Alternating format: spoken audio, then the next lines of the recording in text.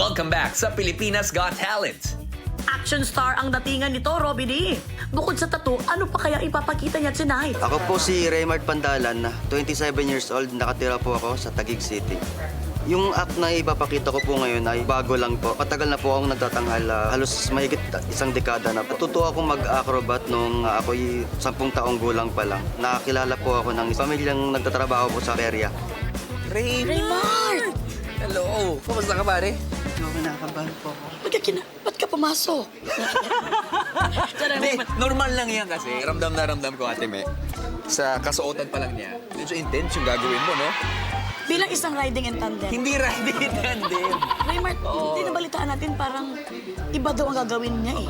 Yung act po ngayon kasi bago lang po yun. So, almost 1 year pa lang po. Pero matagal na po akong nagtatanghal since 10 years old pa lang po. Pero yung act ko po na gagawin ngayon is bago po. Kaya 1 year. kinakabahan po ako. Huwag kang kabahan. Isipin mo, may share mo yung talent mo sa amin, ha? Okay? Raymart. Raymart, kaya mo yan. Go. Make your mark.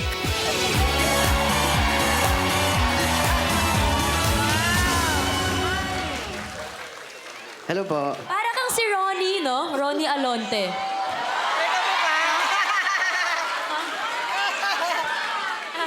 So, anong hinanda mo para sa amin tonight? Surprise ba?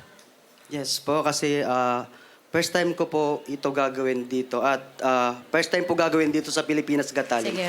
Medyo na-intriga kami. Ano yan, ah? Raymart, are you ready? Yes po. Okay.